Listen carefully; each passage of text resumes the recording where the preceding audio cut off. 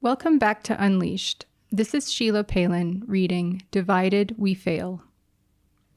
Anyone who has flown to Armenia knows that the landing process often includes a familiar scene. Before the plane has even stopped, people are getting out of their seats, grabbing their stuff, and making their way to the front. Flight attendants will plead with everyone to remain seated until the seatbelt sign goes off. Such requests will be in vain. Richard Kapuscinski, a renowned Polish journalist and author, vividly captures this memorable scene on a flight to Armenia just before the collapse of the Soviet Union in his 1993 book, Imperium.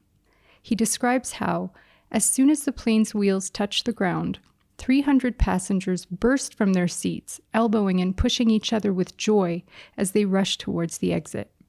The chaos mounts as they tumble down the airplane steps and sprint across the asphalt to jump into a fervent, densely packed crowd waiting for them at the terminal, merging into one vibrant, intense throng of hugs and cheers.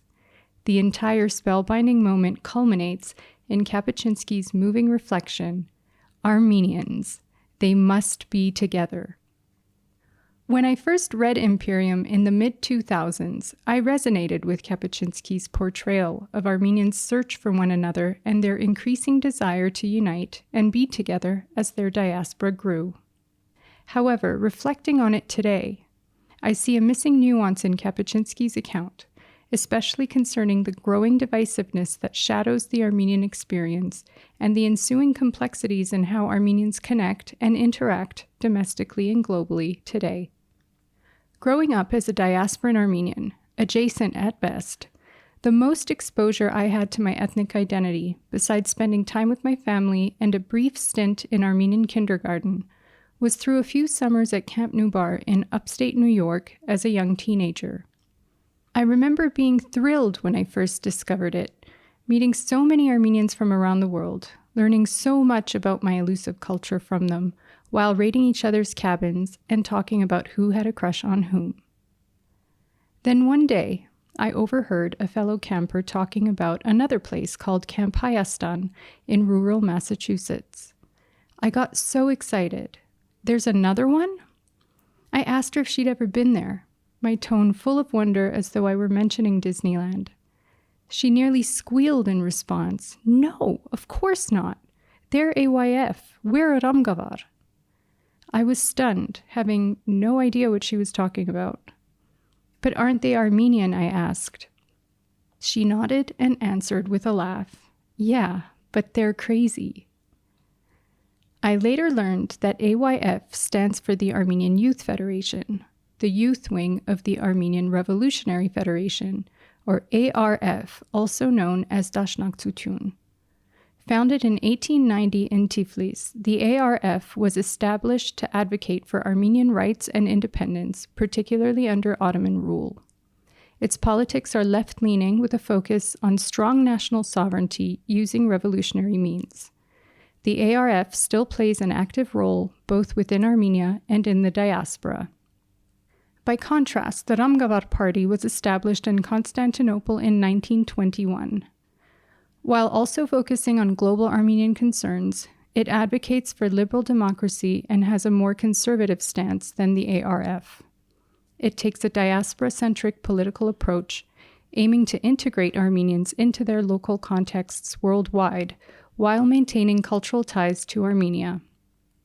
Despite these parties aiming to champion Armenian causes, the division between them is deep and wide. Different affiliations, different camps, different communities. Out of curiosity, I eventually spent one summer at Camp Hayastan myself and found that the label of crazy was a gross mischaracterization. I'll admit the camp was a little more hardcore in its teachings of Armenian culture and political activism, but to be honest, I kind of liked that. The depth of the divide still puzzled me, though. Why such sharp distinctions when, at their core, both groups strive for the empowerment and unity of the same nation and homeland? Even our church is divided. The Armenian Apostolic Church, a cornerstone of our identity, is split between the mother see of Holy Echmiadzin in Armenia and the Catholicosate of the Great House of Kilikia in Lebanon. each supports different political allegiances and diasporan engagements. Etchmiadzin has traditionally aligned more closely with Armenia's government policies, though that's clearly no longer the case, especially since the decision to cede villages in Tavush province.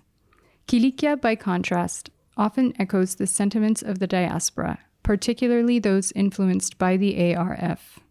This ecclesiastical divide often mirrors and sometimes even magnifies the ideological splits across our global community.